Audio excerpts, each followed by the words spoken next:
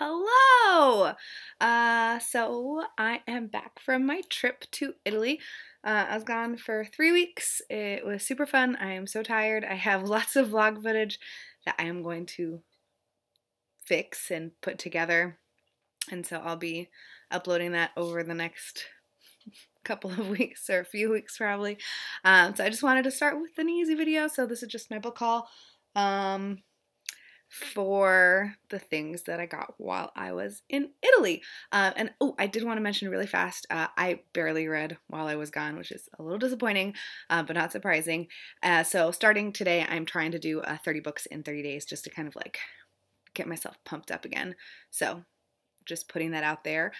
So yeah, on to the book haul. The first book that I have to show you is a small book that my friend Chelsea got me. So when I went, we flew in and out of LA for the trip to Italy. So I hung out with my friends for the day before, and this is like a Christmas present that she didn't mail. And it is the Little Book of Sloth Philosophy, How to Live Your Best Sloth Life. And so it's just like a cute little, let me see if I can embrace the art of slow reading. That's a good one to flip open to. And just different, cute things like that. So the next books that I will show are, I guess, Italian language books. I follow quite a few Italian booktubers. I don't always watch their videos because I don't have time to watch everybody's videos. There's one person, I think her channel name is Lise something Carmel. I don't remember 100%, but she's the first Italian booktuber that I followed, and so I asked her for some Italian book recommendations, things that might not be very challenging for a person who is not like a native Italian speaker. And so I bought a few of the books that she recommended. So the first one is this one, La Bella Estate by Cesare Pavese. Not sure if I'm pronouncing that name right, but this is The Beautiful Summer, I'm pretty sure is the translation of that, and it is quite small, so hopefully that's not too challenging. Challenging, yes. And then another one, this is actually the first one that I got when I went to like the big Italian bookstore. I think it's Feltrinelli, maybe? I'm not sure, but I asked the bookseller there what his recommendation of the ones that she recommended to me was, and he said that, oh, this one's super small, so maybe it's not intimidating. So I was like, yes, please. It's Una Storia Semplice, so a simple story by Leonardo Sciascia. That's not it. I probably should have looked this up before I filmed this. So this is also another teeny little guy. Hopefully that's not too difficult. And the next two, so these I think are like maybe older books, and the next ones I think are more recent. The first one is Io non ho paura by Niccolò Amaniti. Amaniti. Io non ho paura. I am not afraid. Yeah, so who knows?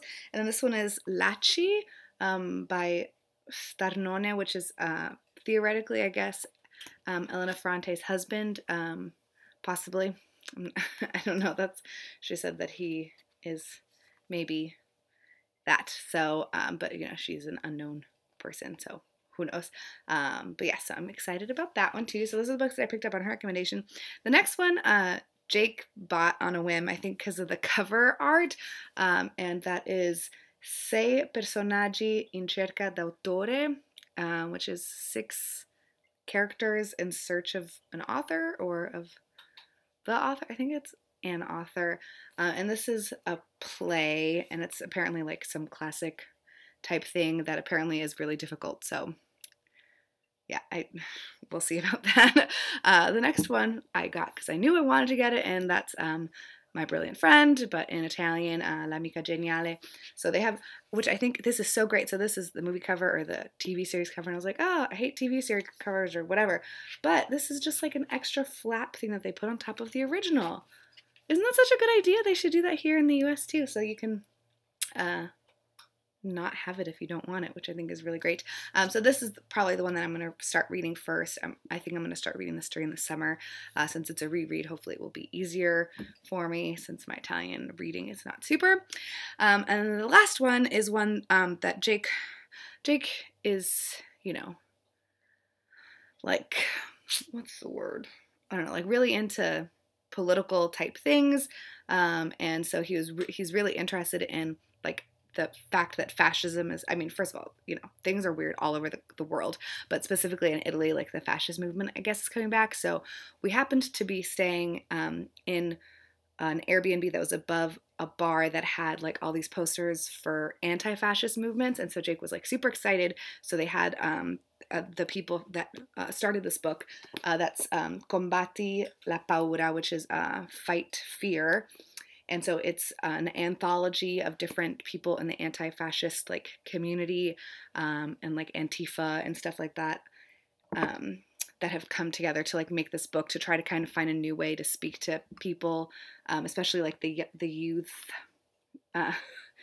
It was really interesting. We got to talk to a couple of the people, and that was like a really cool time. My cat is now licking my hand. I don't know what's happening. Huh. Okay. That's cool. So I'm just gonna, okay, thank you.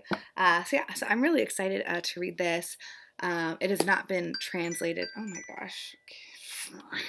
It has not been translated into English. I actually have no idea if these other things have been translated in English either. Sorry, I probably should have looked that up too, but if I read them, when I read them, I will mention that to talk about them.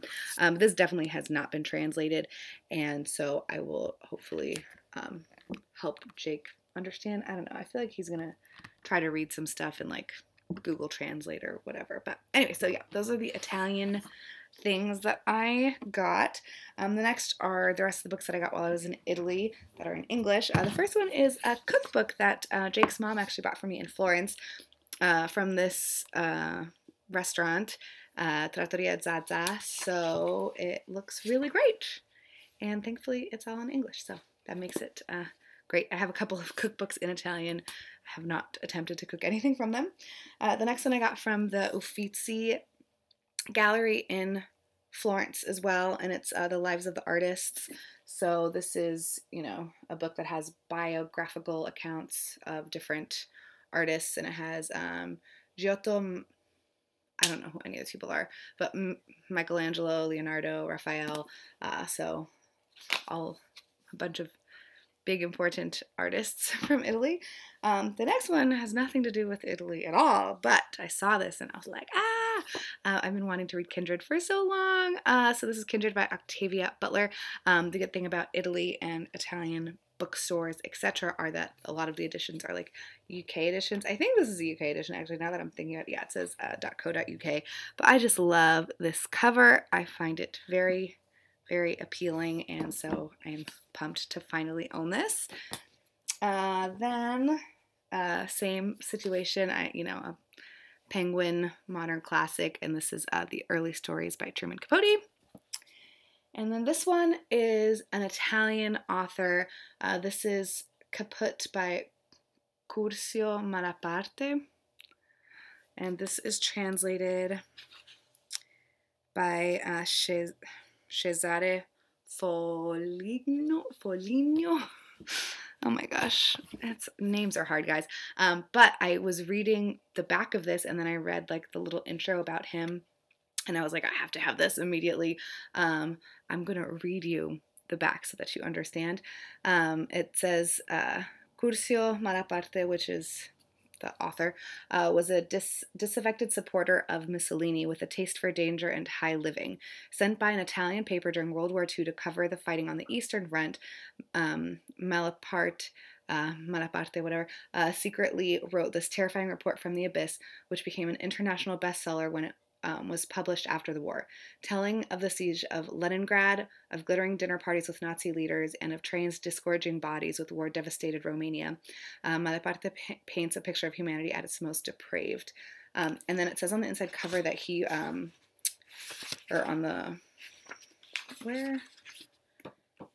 I feel like there's a description of him, but now I can't find it. Oh, it's the very front. He was born in Prato and served in World War I. He was an early supporter of the Italian fascist movement and a prolific journalist. And then it says he soon established himself as an outspoken public figure. In 1931, he incurred Mussolini's displeasure by publishing a how-to manual entitled Technique of the Coup d'etat, which led to his arrest and a brief term in prison. During World War II, he worked as a correspondent for much of the time on the Eastern Front, and it provided the basis for his two most famous books, which is this one, Kaput, and then The Skin. His political sympathies veered to the left after the war, and yeah, so I don't know, I'm like so interested in this, and I'm really looking forward to reading this one. And then the last one that I saw, and I was like, oh my gosh, that's so cute. So it's this little tiny short called The Lydia Steptoe Stories by Juna Barnes. And this is, it says Faber story, so it kind of reminds me of like the Penguin, the Little Black Classics, and like all the little Penguin series, but Faber instead of Penguin, because I assume Faber's a different publisher, but maybe they're all owned by the same people. Who knows? So yeah, those are the things I got while I was in Italy. Then there's more, because we had a 5-hour layover in the Heathrow airport. So I told myself, oh, Stephanie, you can buy 5 books. So I let myself buy 5 books. And those are Love by Jeanette Winterson. This is a vintage mini, and it is basically little excerpts from all of her books that have to do, I assume, with love. But there's a bunch of different ones of these by different authors. So like Home and Fear and whatever, like a bunch. So I'm excited to read this and hopefully get the rest of the series. Then I got I Am by Maggie O'Farrell. I feel like everyone was raving about this book like last year, maybe, especially like on the UK booktube scene, and so I decided to purchase it. It's a memoir, and I feel like it's just about her brushes with death. Then I got Lullaby by Layla Slimani. And this is translated by Sam Taylor, and this has also been all over BookTube. But yeah, babysitter who kills the babies. She doesn't kill babies, I don't think. I think it's like she kills the kids that she's specifically watching. Anyways, and then this one has also been all over BookTube, Washington Black by Essie Edugyan. I was super pumped because it's in paperback, so very excited about that. And the last one is Innocence by Roald Dahl. So this is like a memoir, autobiographical stories of his childhood, but it's from the series that I want them so bad. So I was so excited to see this again. I feel like the UK has like such good covers and just editions of books and series, and it's so exciting. We don't have it here. So anyways, I bought all those books, and then I went to the lounge, and then Jake texted me and was like, oh, hey, where are you? And I said, oh, I just bought a bunch of books. And he was like, oh, awkward. I just took out pounds so that you could buy books. So I bought more books. I already own this book, but the copy that I have I got for 50 cents at a library book sale, and I'm not a huge fan, so I saw this and I was like, I need to have that. It's the autobiography of Malcolm X, and it's again the Penguin Modern Classics. I think that's it, right? Modern Classics, yes. And I just love this cover so much. And then another of the same editions, George Orwell's Homage to Catalonia, and I think this one is also kind of autobiographical or like stories from his life kind of thing. And then another one, Lucky Jim by Kingsley Amis. This cover I just was really intrigued by. Unfortunately, I'm super shallow and can't tell you anything more about these books. The next one is Last Exit to Brooklyn by Hubert Selby Jr. Also, can't really tell you anything about this other than I've heard of it and want to read it. And then there was another one of the Roald Dahl series. So I got Madness, Tales of Fear and Unreason. I'm really excited to read this one. And then last one kind of is American Psycho by Bret Easton Ellis. I feel like I'm not opposed to the American editions of this book, but I just think that this one is brilliant. I love this cover. So, and this is a Picador classic, in case you're wondering. And then Jake saw the little mini books and was like, oh, blah, blah. So we got 2 more. These ones Jake picked out. It's Mary Ventura and the Ninth Kingdom by Sylvia Plath, and Cosmopolitan by Akhil Sharma. Of course he picked this one because there's a butt on the cover. Ugh. Anyways, I'm just teasing. So yeah, those are the books that I got. It's not that many. We're just going to ignore the fact that the library book sale is on the 26th of this month and Indie Bookstore Day is on the 27th, and so I'm probably going to buy a lot more books later this month. We'll worry about it later, you know.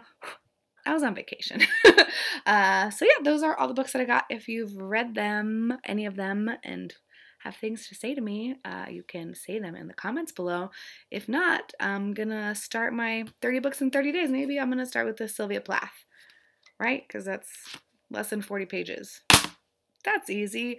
Okay, I'll talk to you guys later. I can't do this anymore.